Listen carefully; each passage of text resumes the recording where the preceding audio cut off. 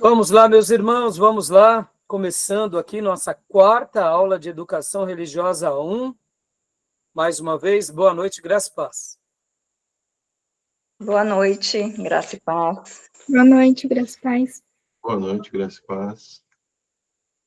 Com muita alegria que vamos aqui iniciar mais uma aula de Educação Religiosa 1, matéria de Pedagogia Cristã, Ensino Cristão. E hoje a gente vai trabalhar aqui sobre uns assuntos, eu diria, muito bons. Hoje vai ser uma aula um pouco mais técnica, mas ao mesmo tempo eu estarei tentando trazer para o nosso escopo, tentando trazer para o nosso tema, que é a pedagogia de Jesus, o mestre por excelência. Então, hoje a gente vai fazer um passeio, eu diria, de uma forma mais específica, na pedagogia propriamente dita. Nós estaremos falando um pouco sobre Comênios, um breve slide de Comênios, de um material, de uma pós que eu fiz. Eu fiz uma pós de Teologia Urbana e eu tive aulas com uma professora chamada Lilian Martins. Essa professora, ela é da escola da Embraer. Na época, ela era uma das professoras da Embraer, ou seja, um dos principais centros, né, de estudos e de colégios aqui do nosso país. Como vocês sabem, a escola da Embraer, muitos alunos acabam entrando no ITA. Então, olha só, eu tive aula com uma dessas professoras, né, que trabalhava ali, a docência da escola da Embraer, e ela nos deu aula de didática. Então, hoje eu vou estar utilizando aqui parte do material dela. E como a pedagogia, o ensino, ele deve ser algo assim, como vocês aprenderão aqui no material que eu selecionei, a gente tem que viver aprendendo. Eu vou até mostrar para vocês um pouco, né, do material que eu peguei com ela, de como eu fazia as minhas notas, e o quanto agora a gente está, eu diria, diante de uma nova realidade tecnológica, de uma nova realidade, eu diria, até mesmo de aula, aonde a gente vai poder extrair aquela aula que eu tive e potencializar aqui com vocês. Então, a gente vai estar utilizando o material da professora Lilian, que é um texto sobre aprender a aprender. Estarei também utilizando um outro material que é de audiovisual dela, e, como eu disse, o material de Comênios. E logo na sequência, nós estaremos mergulhando aqui nessa obra, que é um livro secular, um livro de pedagogia. É um livro da Maria da Graça Nicolette Musakami. O título do livro é Ensino, as abordagens do processo. Então, é um livro que, quando eu iniciei o mestrado, eu comprei esse livro, e é um livro muito bom, e nós estaremos trabalhando em cima das abordagens pedagógicas, que são abordagens tradicional, abordagem comportamental, abordagem humana, cognitiva e sociocultural. E vamos fechar o módulo falando um pouco sobre que método Jesus abordava, o que ele fazia. Então, hoje, a nossa aula vai ser um pouco mais técnica, até porque, já que estamos falando sobre ensino, vamos olhar para os grandes mestres do passado, como Comênios, vamos olhar para as abordagens que têm sido utilizadas, ou pelo menos algumas correntes, e vamos fazer a ponte nos nossos dias para aquilo que nos interessa, que é aprender e unir todo esse material ao principal, que é o ensino de Jesus. E aqui, né, eu até peguei esse livro, que é um livro, um clássico, né? Vinho Novo, Odres Novos, né? Howard Snyder. É um livro muito interessante, que ele é da editora ABU, que me fez lembrar um pouco a aula de hoje, né? Com certeza você já ouviu falar, os irmãos, sobre vinhos novos em odres novos. Então, nós não estaremos aqui necessariamente fazendo dos recursos pedagógicos o principal fator para aquilo que nós queremos fazer na igreja. Porque o nosso principal modelo, né, nesse curso aqui é aprender com Jesus e como ele ensinava. Ele é o mestre supremo, ele é o pedagogo por excelência. Por outro lado, nós não podemos desprezar que ao longo desses séculos muitas coisas aconteceram. E eu, irmãos, queria deixar aqui nessa introdução, antes da leitura do texto, dizer apenas essa palavra.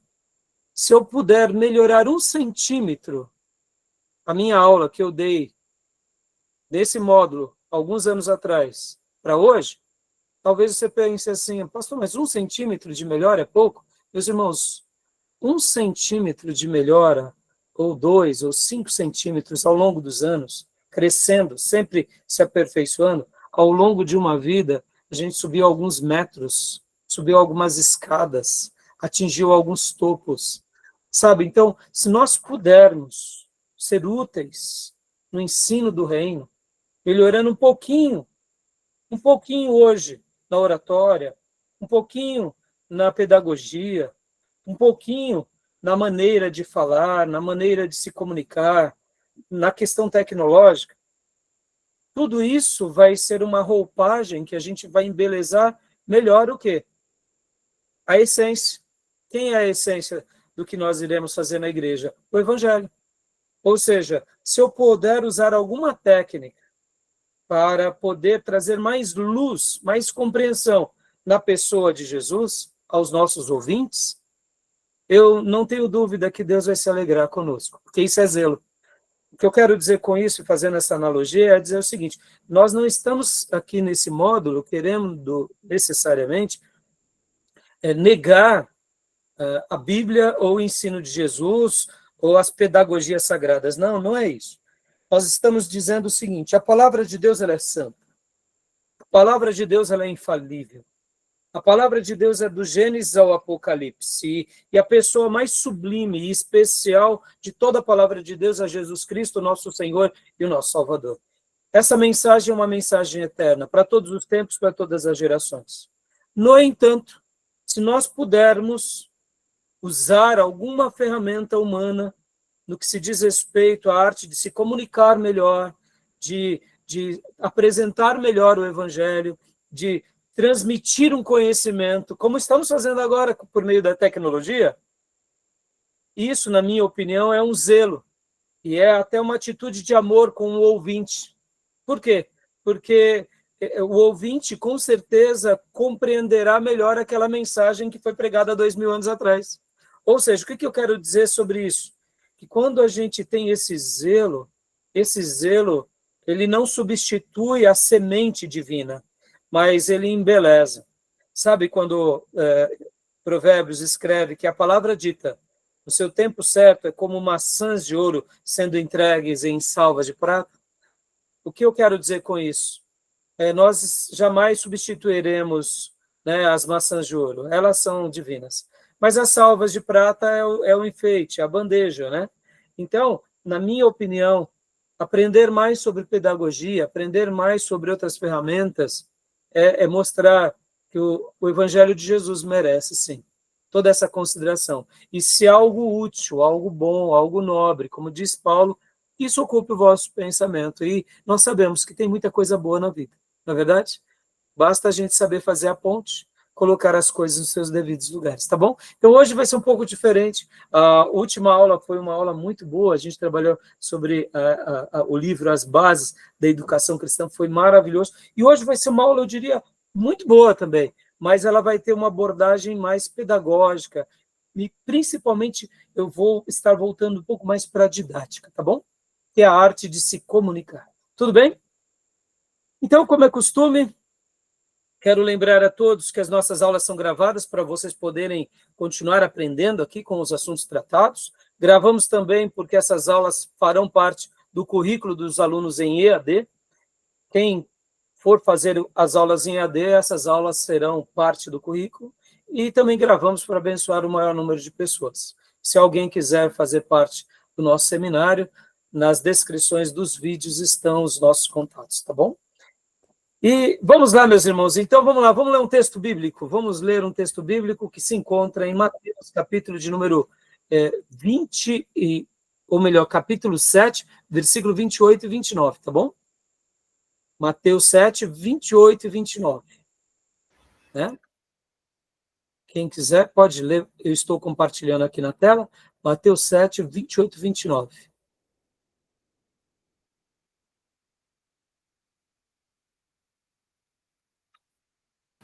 Vou ler então. Por favor. É a autoridade de Jesus. Quando Jesus acabou de falar, as multidões estavam admiradas com a sua maneira de ensinar. Ele não era como os mestres da lei, pelo contrário, ensinava com a autoridade dele mesmo. Amém. Todos ficavam admirados com o método de ensino de Jesus.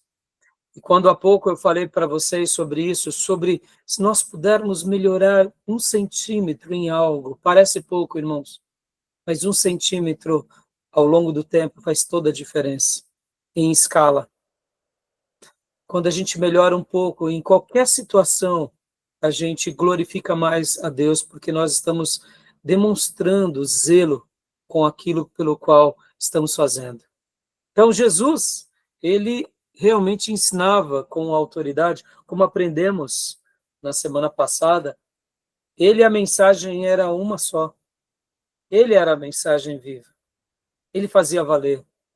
E os sinais o acompanhavam. E ele realmente deixou um legado maravilhoso. Jesus ensinava com muita autoridade, e sempre foi assim, e quem se esbarra nele até hoje é assim. Isso me faz lembrar bem o doutor Augusto Cury, que era um ateu, mas ao estudar a vida de Jesus, ali ele foi impactado e acaba se convertendo, e se torna um cristão, e um escritor, um médico, um dos maiores escritores brasileiros, e um fenômeno nessa área, né, sobre a saúde mental e etc. E tal. E ele, ao estudar sobre Jesus, se impressionou. Ou seja, isso continua a acontecer até hoje. E vai ser assim para sempre, porque Jesus é extraordinário. Tá bom? Então, meus irmãos, vamos lá para o material agora. Eu acabei não publicando, né? Desculpem, eu acabei esquecendo de publicar. Graça e Paz, Júnior. Graças a Deus, boa noite a todos. Boa noite. Eu não publiquei, está na minha tela, eu acabei esquecendo de publicar, né? O texto, Mateus 7, 28 e 29, né? Então, Mateus 7, 28, isso, e 29.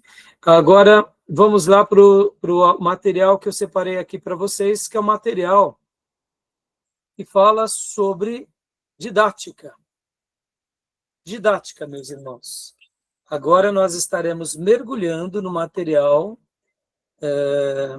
que é um material, como eu mencionei há pouco, da professora Lilian Martins, que foi a minha professora na minha pós-graduação sobre didática. E eu peguei esse material com muito carinho, e hoje a gente vai estar mergulhando nele. Então, Júnior, faça as honras para nós, meu irmão. Tá bom o tamanho para você aí, na tela? Tá. Leia para nós. Hoje nós estaremos falando, como eu disse, irmãos, didática, sobre continuar aprendendo, e depois a gente vai para os ensinos das abordagens, eu diria, as principais abordagens, ou pelo menos algumas delas, tá bom? Meus irmãos, quem desejar se aprofundar mais sobre esses temas, naturalmente, eu recomendo, né, fazer a faculdade de pedagogia, porque hoje a gente só vai dar uma pincelada no que é tratado, tá bom? Não, nossa proposta aqui é trazer mais para o nosso foco, que é o ensino religioso, né, o ensino da igreja, tá bom? Mas quem tiver a oportunidade de fazer pedagogia, naturalmente, como eu disse, vai crescer muitos centímetros, tá bom? Por gentileza, Vocábulo didática deriva da expressão grega tekne didaké. Se traduz por arte ou técnica de ensinar. dá uma pausa, Júnior, por gentileza, né? Então, a palavra didática, ela é a técnica de ensinar. Parece algo simples, não? Lembra que semana passada eu peguei aqui o material do Spurgeon, Deixa eu pegá-lo novamente. Aqui. Eu me recordo, irmãos, como eu aprendi com esse material, lições aos meus alunos. Por que eu estou falando sobre isso? E por que eu peguei esse livro só para ilustrar aqui? A arte de ensinar. Você já deve ter ouvido falar que Spurgeon ele era o príncipe dos pregadores, não é?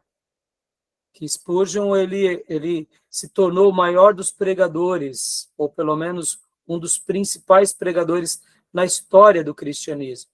Agora, eu não sei se você sabia que Spurgeon, antes de ter o seu momento ali de aula, Spurgeon ele fazia gargarejo?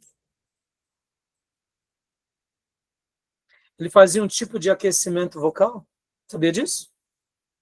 Sabia que Spurgeon, muitas vezes, na medida do possível, antes de pregar, ele ia nas igrejas, dias em que a igreja estava sozinha, e ali ele testava o som da sua voz nas paredes, no teto, no ambiente. Sabia disso?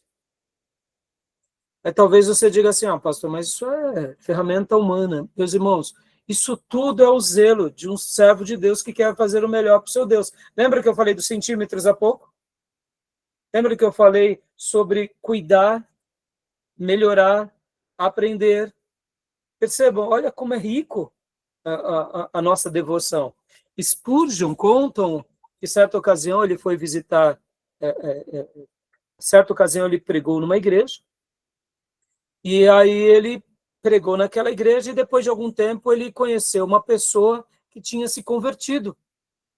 E aí ele ficou surpreso, porque na ocasião em que ele pregou nessa outra igreja, não houve decisões favoráveis a Cristo. E aquele rapaz disse para ele, sim, não foi quando você foi propriamente dito pregar, foi quando você foi visitar a igreja para fazer o teste vocal de como a sua voz chegava.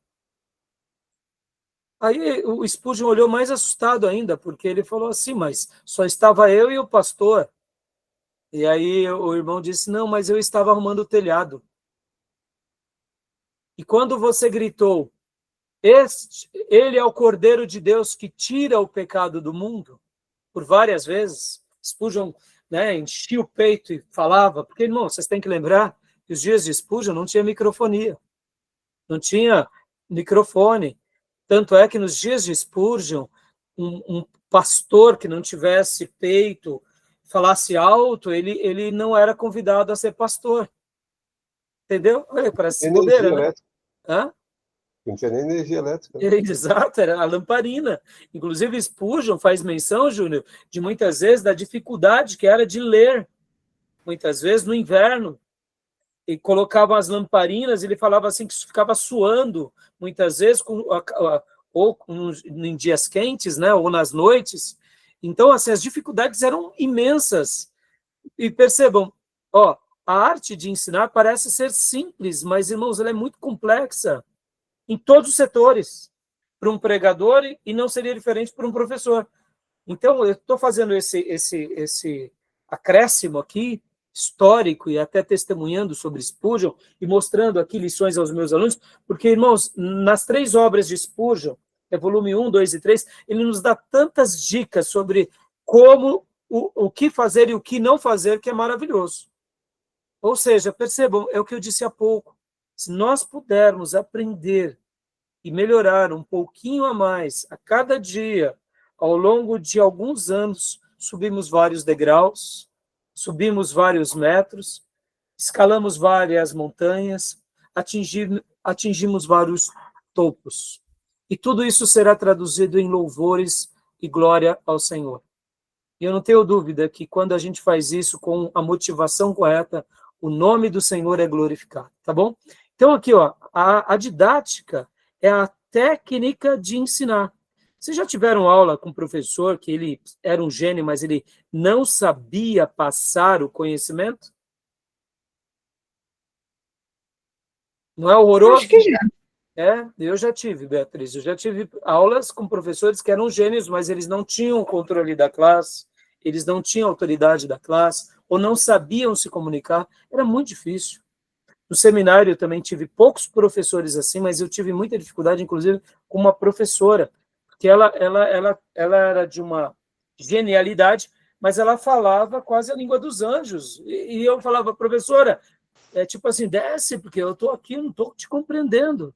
Em outras palavras, a didática dela era muito difícil. Poucas pessoas compreendiam. Então, a didática deriva-se desse termo, tá bom? Então, leia para nós, Júnior, continua para a gente, por gentileza. Enquanto o adjetivo derivado de um verbo, o vocábulo referido origina-se do termo didasco. De formação linguística, note-se a presença do grupo SK, e verbos incoativos. Indica a característica de realização lenta através do tempo, própria do processo de instruir. Essa palavra, né, verbos incoativos, seriam aquela ideia, irmãos, amanhecer, está amanhecendo, sabe? Está anoitecendo, escurecendo. Então, essa derivação, né, da palavra no caso didasco, vem dessa raiz, né? Pode ver que ele até traz aqui a questão isco, seria essa, aqui no caso é o sigma e o K, né? Então, dando essa ideia de que a didática ela tem a ver com esse processo que acontece, como acontece a vida, como acontece um crescimento de uma árvore. Ele é lento, mas ele é contínuo, ele é constante, e ele deve ser para sempre, tá bom? E assim deve ser o ministro na igreja, consigo e com os seus, tá bom? Então, pode falar, Júnior? Consigo? Pode prosseguir, por gentileza? Grosso modo, podemos dizer que a didática é uma ciência cujo objetivo fundamental é ocupar-se da estratégia de ensino, das questões práticas relativas à metodologia e das estratégias de aprendizagem. Dá uma pausa aí, Júnior, por gentileza. Então, percebam, irmãos, qual que é a ideia? A didática, nós precisamos passar o conhecimento, fazer com que o conhecimento agora seja acomodado em cada aluno. E precisamos de ferramentas para isso. E por isso que, claro, tem um papel do docente, tem um papel dos discentes, ou seja, dos professores, dos alunos, mas também tem o que? O material, tem a maneira que vamos abordar, a metodologia, qual será a estratégia, qual será a forma, ou seja, não é uma coisa tão simples. Lembrando que a maneira do ensino de Jesus era uma maneira em tempo real. Podem ver que quando assistimos, por exemplo, né, agora nós temos tido essa temporada do The Chosen, os eleitos, os escolhidos, é muito legal porque na temporada eles trabalharam muito bem essa questão da imprevisibilidade de Jesus. O que vai acontecer amanhã? O mestre não fala. E era bem assim mesmo, ou seja, era algo que ia acontecendo e eles tinham que vivenciar, experimentar. Irmãos, eu sei que hoje o nosso formato de ensino na igreja, ele está um pouquinho mais voltado a uma escola, mas percebam, o ensino, como aprendemos na aula passada, ela acontece o tempo todo. Ela não acontece só na igreja. A gente acontece o ensino quando a gente está aí tomando um café com o irmão, está fazendo uma visita, está tendo um momento de aconselhamento, um momento em que o irmão nos procura, ou seja, todo o processo da igreja é um processo de ensino, é um processo de estratégia, é um processo de aprendizagem, é um processo onde a gente tem que saber fazer as leituras até para criar os programas. Diga, Júnior, você ia falando? O Jesus era um processo de imprevisibilidade e a igreja, os discípulos também seguiu essa linha da imprevisibilidade, né? Sim. A gente hoje usa a didática na verdade, são as maneiras de fazer compreender de forma mais fácil a mensagem que se quer. ensino. Isso não omitia o lado mais acadêmico, que era o quê? Estudar a palavra de Deus, orar, lembram? Decorar os versículos. Percebam, tinha o lado técnico, mas tinha um lado da prática, como ia acontecendo, como iam fazendo a leitura da revelação. Então, é exatamente, né? Então, percebam, a mesma coisa aconteceu conosco. Mudou-se a roupagem, mudou-se o contexto, hoje nós estamos numa outra época, mas a essência do evangelho é a mesma para nós. Então, nós, como professores, nós precisamos de saber lidar com tudo isso, tá bom? Então, Júnior, pode continuar para nós aqui, por gentileza, sua busca. Sua busca de cientificidade se apoia em posturas filosóficas como racionalismo, positivismo, assim como no formalismo e idealismo. Sintetizando, poderíamos dizer que ela funciona como elemento transformador da teoria na prática. Ou seja, né, resumindo, é óbvio que usam, né, artifícios filosóficos, né, ou seja, tudo que for bom para que a gente possa potencializar o conhecimento, a gente vai utilizar, mas sintetizando, o que é a didática? É realmente transformar a teoria na prática. Era o que o mestre fazia, era o que os apóstolos faziam, é assim que a igreja primitiva vivia, e é assim que a gente tem que fazer. Então, percebam que hoje nós estaremos trabalhando bastante sobre essa questão, tá bom? Então, vamos continuar aqui. Tudo bem até aí? Alguma pergunta, alguma dúvida? Tranquilo? Então, próximo slide aqui. Pode ler para nós, Tomé, por gentileza.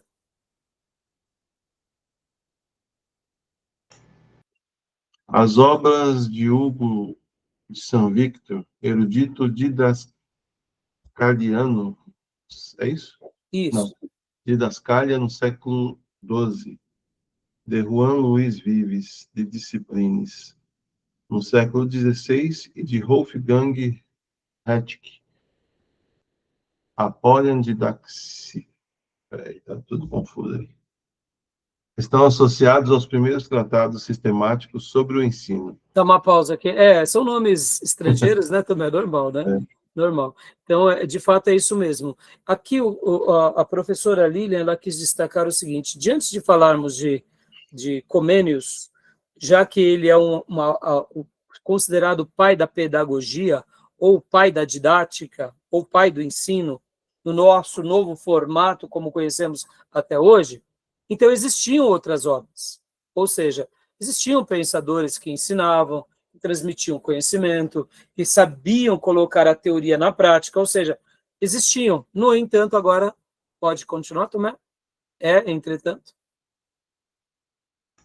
Entretanto, com Comênio, através de sua didática magna, escrita no século XVII, e considerada marco significativo no processo de sistematização da didática, que esta se populariza na literatura pedagógica. Ou seja, ele era um pastor, um puritano, e ele faz essa obra, e essa obra vira literalmente algo que é o fundamento de toda a didática e de toda a pedagogia moderna, tá bom? Então, continuando aqui, pode continuar lendo para nós um pouquinho de quem foi ele. Percebam, irmãos, quem tiver a oportunidade de ler, né, a obra de Comênios, então, por gentileza, né, vejam, por gentileza, notem e apreciem, tá bom? Então, pode continuar lendo para nós, por favor. Jan Amos Komensky, em português Comênios ou Comênio, 28 de março de 1592 a 15 de novembro de 1670, foi um professor, cientista e escritor checo, considerado o fundador da didática moderna. Propôs um sistema articulado de ensino, reconhecendo o igual direito de todos os homens ao saber. O maior educador e pedagogo do século XVII produziu obra fecunda e sistemática, cujo principal livro é a Didática Magna. São suas propostas: a educação realista e permanente, método pedagógico rápido, econômico e sem fadiga, ensinamento a partir de experiências cotidianas, conhecimento de todas as ciências e de todas as artes e ensino unificado. Então, aqui a didática magna, chamada, né, a obra dele, é uma das, é óbvio que ele escreveu outras obras, né, irmãos? Mas percebam que qual que era a síntese dele? É a educação realista e permanente. Percebam, irmãos, hoje a gente vai falar, né, como eu mencionei há pouco para vocês, vamos estar utilizando aqui a obra da Mizukami, que é uma grande pedagoga. Por outro lado, a gente vai falar sobre as abordagens que existem, tanto a abordagem tradicional, comportamental, a abordagem humana, cognitiva e sociocultural. Mas percebam que Comênios, a proposta dele lá atrás já era uma abordagem, eu diria, que já é o útero de tudo isso que se gera, né? Tudo isso que é desenvolvido e tudo isso que vem sendo criado, que é uma educação realista e permanente. Um método pedagógico rápido, econômico, sem fadiga, ensinamento a partir de experiências cotidianas, o conhecimento de todas as ciências e de todas as artes e ensinos unificados. Tá bom? Tudo bem até aí? Alguma dúvida? Alguma pergunta? Não? Tranquilo? Então, Tomé, por gentileza, né? O próximo slide. A didática hoje. O papel da didática na formação de professores foi muito bem tratado por Cipriano Lucchesi, e alguns conceitos que seguem são um resumo de seu pensamento sobre o tema. A didática, para assumir um papel significativo na formação do educador, não poderá reduzir-se e dedicar-se somente ao ensino de meios e mecanismos pelos quais desenvolver um processo de ensino, aprendizagem, e sim deverá ser um modo crítico de desenvolver uma prática educativa forjadora de um projeto histórico, que não será feito tão somente pelo educador, mas por ele conjuntamente com o educando e outros membros dos diversos setores da sociedade. A didática deve servir como um mecanismo de tradução prática no exercício educativo de decisões filosófico-políticas e epistemológicas de um projeto histórico de desenvolvimento do povo. Ao exercer seu papel específico, estará apresentando-se como um mecanismo tradutor de posturas teóricas em práticas educativas. Então, aqui, irmãos, é um papel muito desafiador. Percebam, irmãos, eu sei que hoje, quando formos falar sobre uma das abordagens, todos nós teremos assim uma certa reação, pelo menos algumas discussões, mas eu vou... vai ser normal, né? Porque a gente vai estar trabalhando aqui sobre essas abordagens que eu falei há pouco, e sobre uma delas a gente vai ter uma certa reação por causa, eu diria, de um acontecimento muito frequente nos nossos dias, mas percebam, hoje nós temos um grande desafio no ensino brasileiro, né? Não só como faculdade, como método de ensino, mas percebam que a igreja também. Hoje, a gente está num momento novo em que, se a gente não se ajusta, a gente acaba se tornando um pouco antiquado. Por outro lado, não é a tecnologia e não é a didática que vai suprir a nossa ausência de graça, de unção e de poder. Como o próprio pastor Hernandes Dias Lopes e o Augusto Nicodemos falam com muita frequência. O excelente pregador é aquele que consegue levar as pessoas a vários cenários e várias experiências enquanto prega. Percebam que a pregação, ela continua sendo clássica da sua forma mais rústica. Um verdadeiro pregador consegue, pela graça de Deus, pelo auxílio divino e também pelas suas capacidades de dons e talentos e de até mesmo desenvoltura e de aprimoramento, ele consegue chegar a um ponto de transmitir uma mensagem tão límpida, onde leva a experiência aos ouvintes, leva sensações, leva emoções, leva conhecimento, leva desafio, leva espiritualidade, sem o auxílio de nada. Ou seja, isso é uma didática brilhante. Claro que, principalmente quando temos e devemos sempre ter o auxílio e a direção do Espírito Santo. Mas percebam que, na medida do que é possível, se tivermos a permissão de Deus de poder, né, acrescentar algo a mais, ou quem sabe levar uma informação melhor, ou quem sabe ilustrar de uma forma mais vívida, e já quando eu for passar para vocês aqui um outro slide falando sobre o audiovisual, vocês vão compreender perfeitamente o quanto hoje nós somos, eu diria, beneficiados. Agora, percebam, irmãos, a gente tem que tomar muito cuidado, principalmente nós que gostamos de se aperfeiçoar, nós que gostamos de estudar, nós que gostamos de tecnologia, porque muitas vezes a gente faz da tecnologia e da inovação o caminho da unção, e não é. E não é. A tecnologia, ela é aquilo que também Paulo dizia quando ele falava que todas as coisas, tirando Cristo, para mim, eram adubo, eram esterco. Paulo não estava desconsiderando o passado dele, Paulo não estava desconsiderando a educação dele, mas Paulo estava colocando as coisas no seu devido lugar. E diante de Cristo, e diante do Evangelho, diante da palavra de Deus, nada se comparava. Ela era a divina semente e o resto era um esterco. Ou seja, era um adubo que só favorecia para que a divina semente crescesse mais e frutificasse mais. Mas o adubo não serve para nada se não tiver a divina semente. Então, hoje, a gente tem que tomar muito cuidado com relação a isso, porque estamos diante de um desafio. Mas temos um desafio e temos que nos aperfeiçoar, mas nós não podemos ir para caminhos humanistas. Assim como no passado, em nome do conhecimento, muitos teólogos, pastores, seminaristas se enveredaram para uma teologia liberal, em nome da razão. Assim, a gente tem que tomar cuidado também com o quê? Com a didática, com o ensino, com a tecnologia, com a emotividade.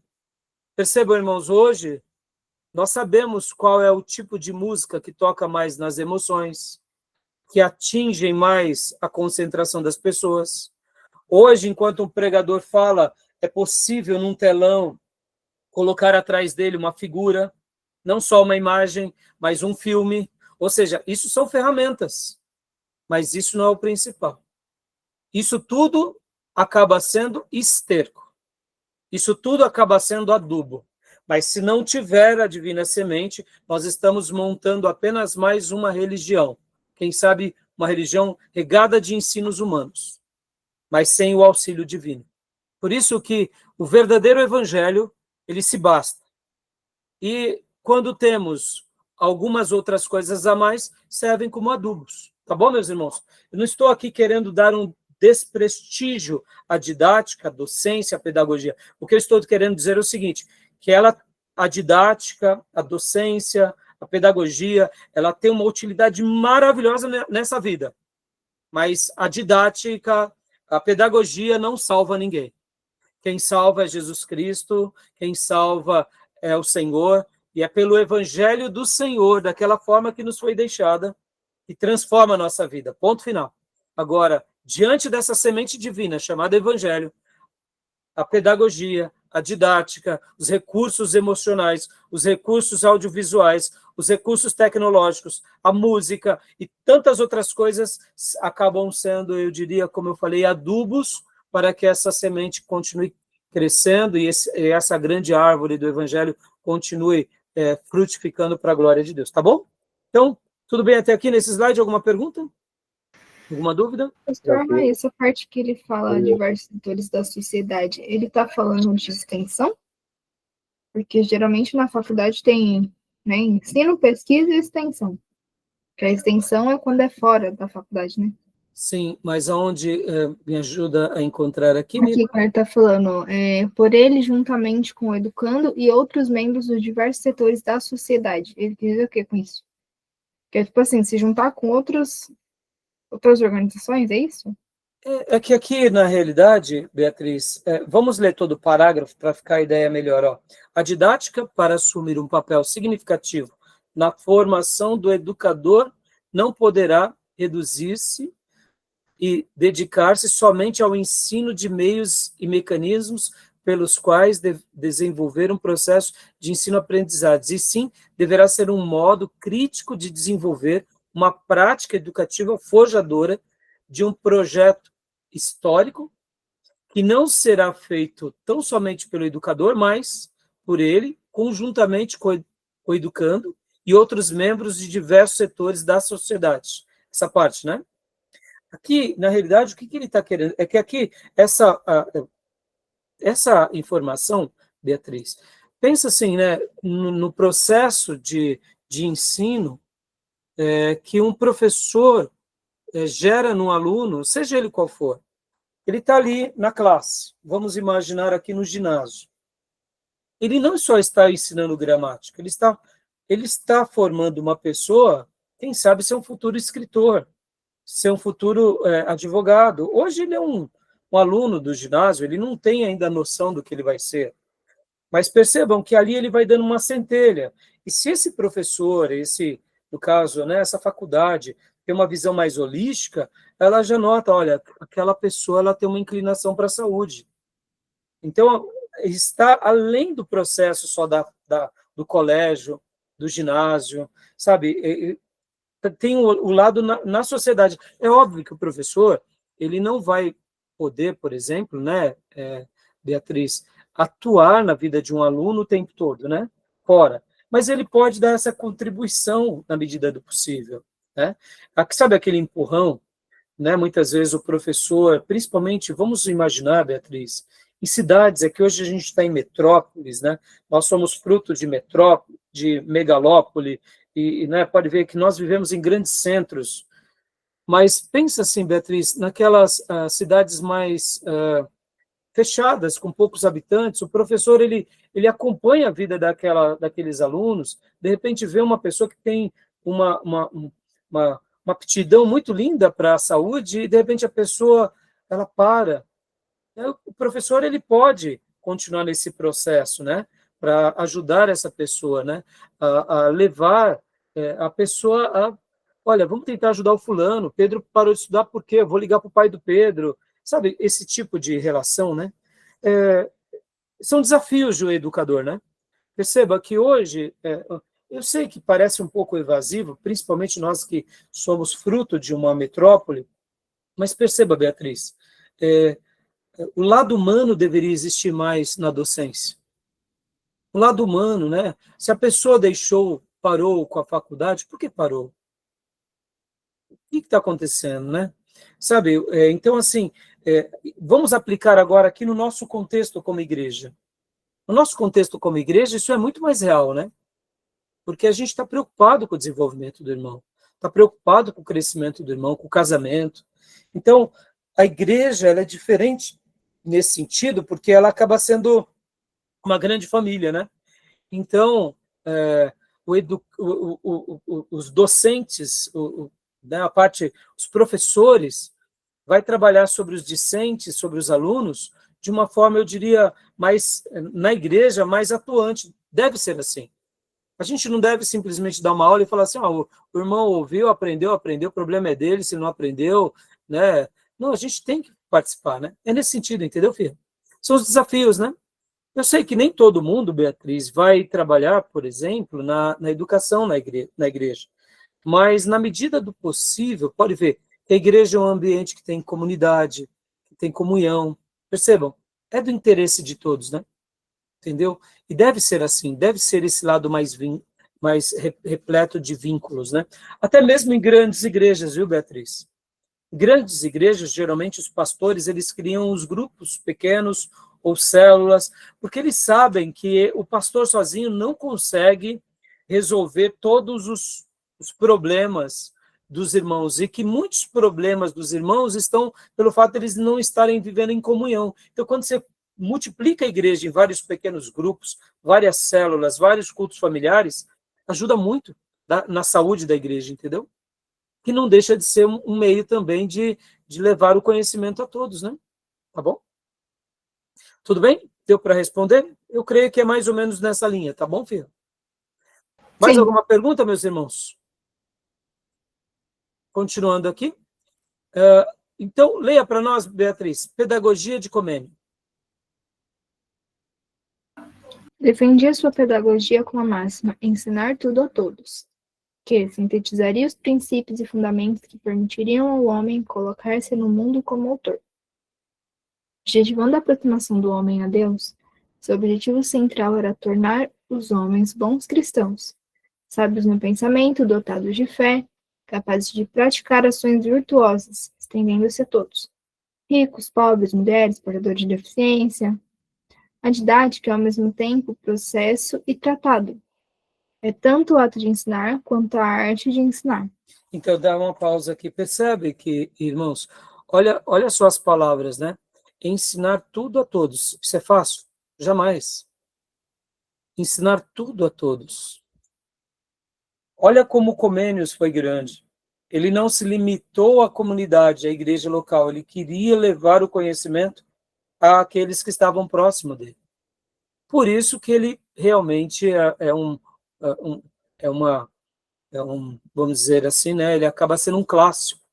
A obra dele é uma obra clássica e ele se torna uma pessoa que realmente marca o seu tempo e marca até hoje. Percebam que, como ele conclui, inclusive, aqui, ó, a didática é, ao mesmo tempo, processo e tratado. É tanto o ato de ensinar, quanto a arte de ensinar.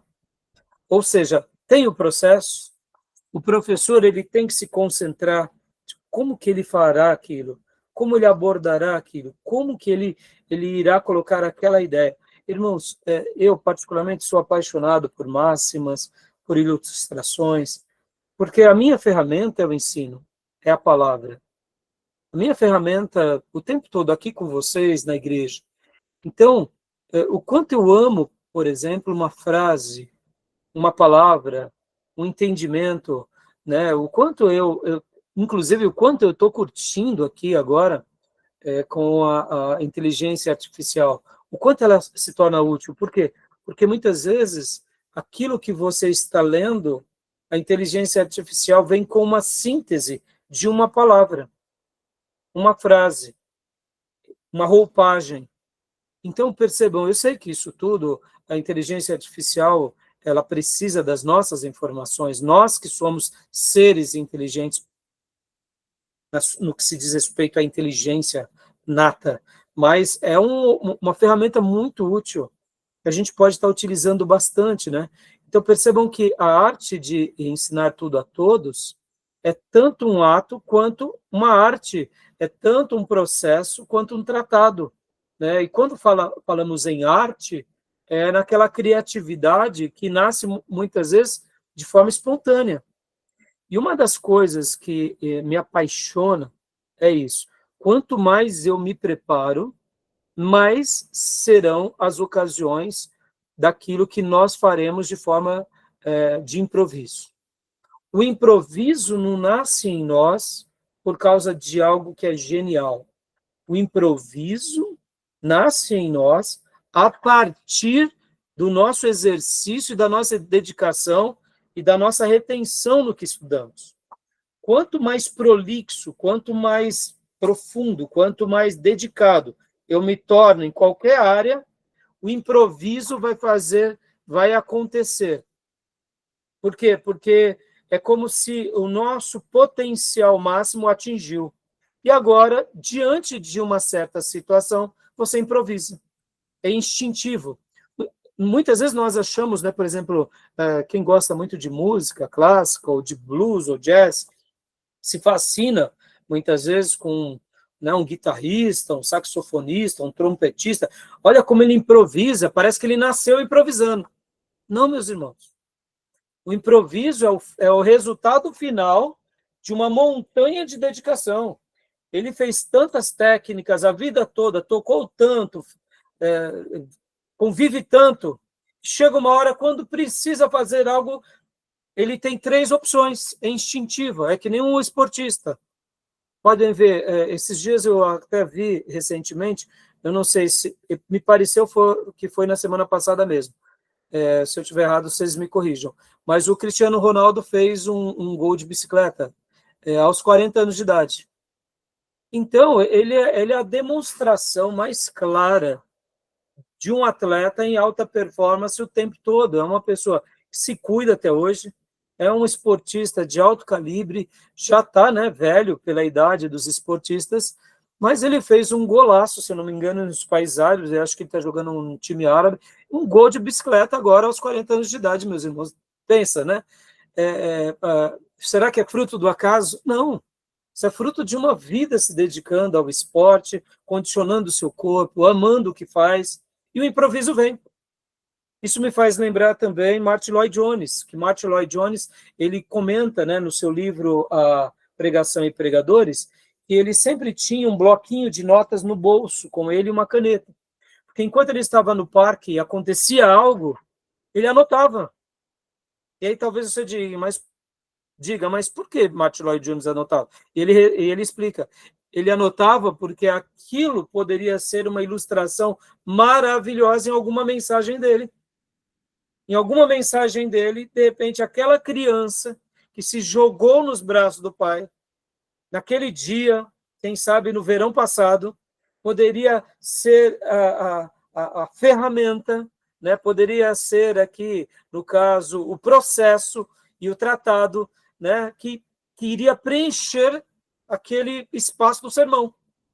E por isso que Martyn Lloyd-Jones foi considerado também um dos últimos puritanos do século passado.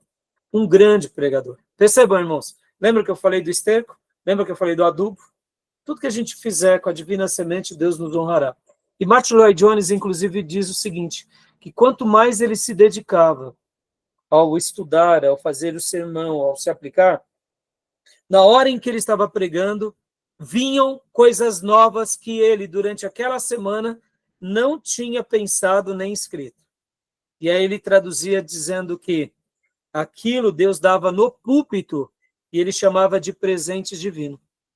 E ele dizia, quanto mais aplicados formos, quanto mais dedicados formos na nossa piedade, na nossa devoção, na hora de ensinar, Deus nos dará presentes no púlpito.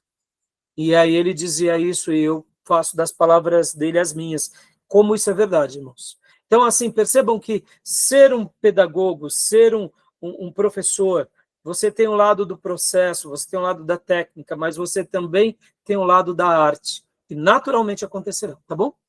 Beatriz, continua para a gente, Fia, por favor. Aqui, salientava.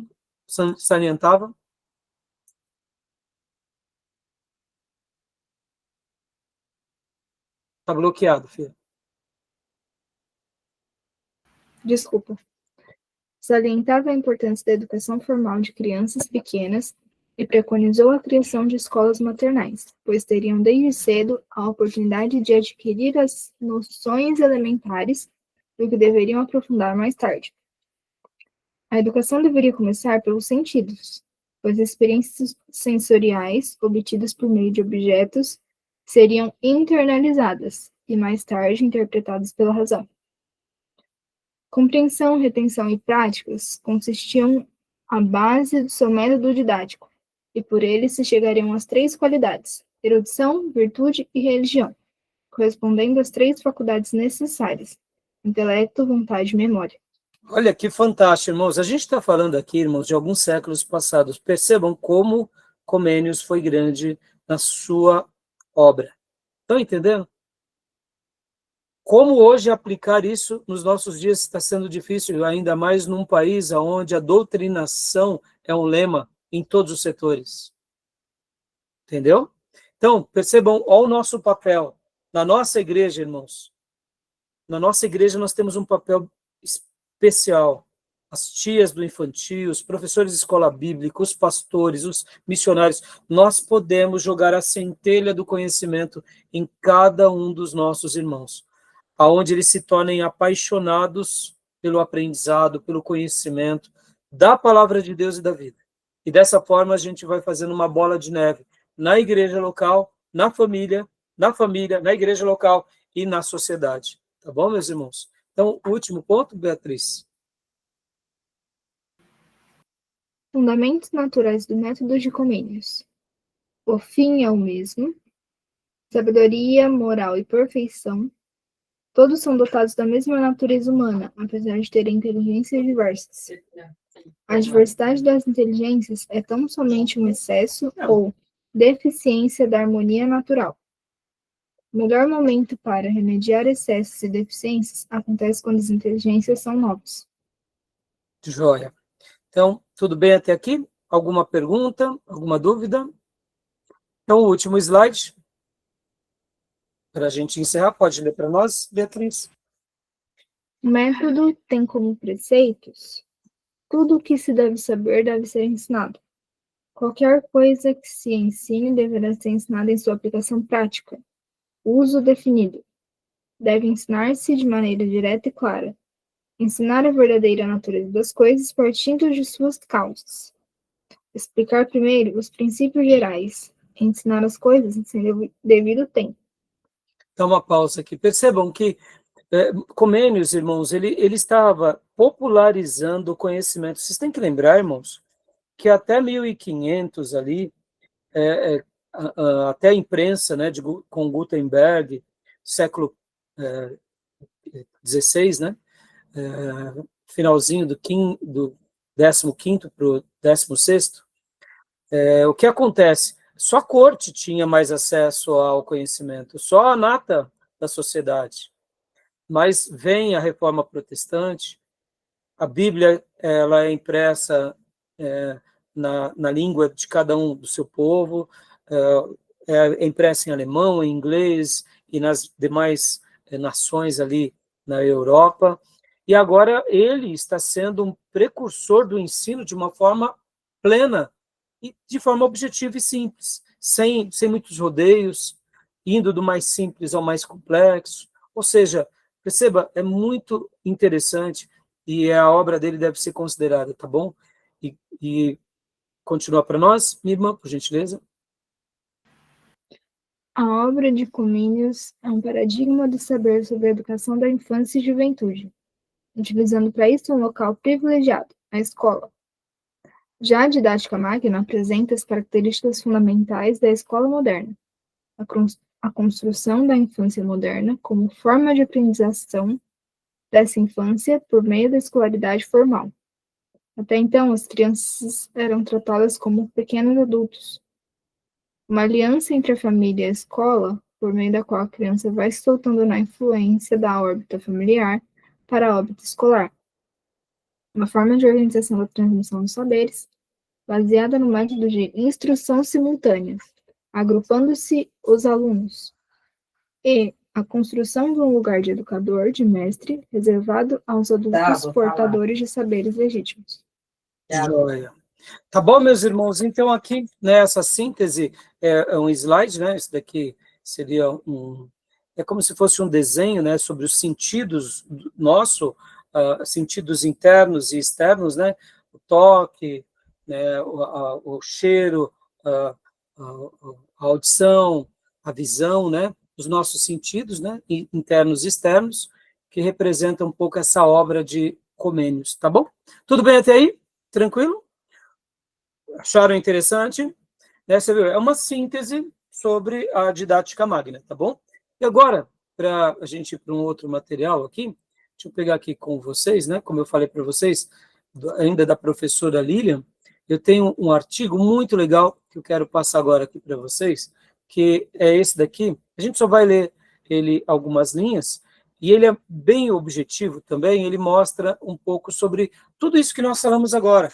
Só que agora ele traz um pouco mais para nós, que pretendemos ser professores, pelo menos essa é a proposta nossa aqui, né, de ensinar vocês a serem os professores, né, de como passar as informações.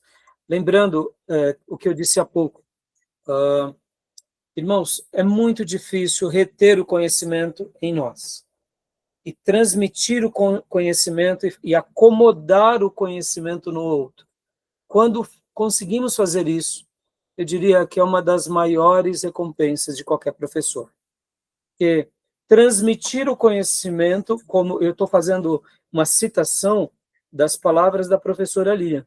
Transmitir o conhecimento já é algo maravilhoso. Poder passar algo a alguém já é maravilhoso. Mas quando nós passamos e aquele conhecimento é acomodado no ouvinte, é o grande momento, é o levantar do troféu de tudo que você passou. Porque o professor, ele passa, mas ele não sabe necessariamente se o ouvinte, se o aluno vai reter, vai acomodar. E essa palavra acomodar, eu aprendi com a professora Lilian, e eu gosto de usá-la todas as vezes quando eu estou dando aula aqui de Educação Religiosa 1 ou Educação Religiosa 2 ou 3. Acomodar o conhecimento. O grande desejo de Deus, podem ver para conosco, é o quê? É fazer com que o conhecimento divino seja acomodado no nosso coração, na nossa mente, e passemos a praticar de forma normal. Ou seja, a acomodação do conhecimento divino é a grande meta de Deus em nós. Então, nós, como pastores, professores, como obreiros, e fazemos uma abertura, irmãos, uma simples abertura, com todo respeito aqui, meus irmãos, não é uma simples abertura. Uma abertura pode ser, quem sabe, a mensagem onde prepara o coração da pessoa para ela se entregar a Cristo. Ou, quem sabe, pode ser o grande momento do impacto daquela vida. A abertura de um trabalho não é simplesmente algo pequeno, por ser rápida. Percebam, muitas vezes a gente não dá o devido valor ao que acontece. Tudo é muito importante. Vamos lá. Eu não sei se vocês gostam de escrever orações, mas na Bíblia tem orações escritas ou não tem? Tem. Poucas ou muitas? Muitas. Por que está lá escrita? Porque o Espírito Santo deixou escrita algumas orações e muitas outras não. Mas por que ele deixou escrito? Ali, irmãos, nada mais nada menos do que o próprio Espírito Santo dizendo o seguinte: olha, isso que acomodou no coração daquele meu servo, eu quero que você, meu outro servo, que estiver lendo, percebam, aqueles ouvintes que receberam o texto in loco, por exemplo, quando Ana ora entregando Samuel, meus irmãos, aquela oração foi feita por Ana, ela dedicou Samuel, mas Samuel tomou conhecimento daquela oração anos depois. Quando? Quando ele estava agora registrando a própria história dele. Percebam, o Espírito Santo perpetuou uma oração, meus irmãos, para o próprio Samuel e para todos os ouvintes de Samuel, porque Samuel agora vai escrever a história do final dos Juízes e o início dos Reis. E eu te pergunto, você já foi abençoado por aquela oração? Percebam, uma simples oração na igreja não é uma simples oração. Quantas são as vezes que a gente, muitas vezes, não faz uma lição de casa até do que orar? Não estou dizendo que a gente vai fazer isso de forma mecânica, como uma reza. Mas percebam, são detalhes que nós, como transmissores de uma informação, ainda mais quando ela se trata de algo divino, todo zelo é importante. Talvez você não pense sobre isso, ou nunca esteve pensando sobre isso, mas isso é muito importante. O que eu vou pregar, ou vou fazer uma abertura? Sobre o que eu vou orar? Talvez, sabe, preparar o coração, irmãos. Não estou dizendo que necessariamente você vai escrever e vai fazer uma leitura robótica, como uma reza. Não é isso. Mas é dar o devido cuidado, porque uma abertura de um culto, uma oração, não é uma coisa simples. É um momento decisivo, onde Deus está falando por nosso intermédio. Está entendendo? Isso tudo é o processo de didática, é o processo de transmissão de conhecimento e é o processo de acomodação do conhecimento. Tá bom? Fechado? Tá bom, meus irmãos? Vamos dar uma pausa agora? E aí a gente vai ir aqui para o artigo da professora Lilian, que é esse o professor no aprender a aprender. É um artigo bem curto, que eu quero compartilhar com vocês, e depois vamos para um slide, um audiovisual também da professora, e depois a gente vai para o livro, né, da professora Mizukami, tá bom? Que é sobre as abordagens do ensino, tá bom? Tudo bem, meus irmãos? Eu sei que hoje a aula está um pouco mais técnica, mas percebam, talvez você nunca pensou sobre isso. A importância de se escrever uma oração ou pensar no que eu orarei. Sobre o que eu orarei. Sobre quem prega é muito fácil, porque você pode orar sobre o assunto. Mas quem faz uma abertura, muitas vezes, o que eu vou orar? O que eu vou fazer? São coisas que, quando nós, com toda devoção, apresentamos a Deus, eu não tenho dúvida que Deus se alegra. Deus se alegra porque a gente está cuidando da obra dele. E, de uma forma ou de outra, os presentes de Deus virão sobre nós. Tá bom, meus irmãos? Deus abençoe. Então, meus irmãos, então vamos dar a nossa pausa, né? E a gente volta em instantes, tá bom? Alguma pergunta, alguma dúvida, não? Então, vamos dar a nossa pausa aqui, tá bom? Até já.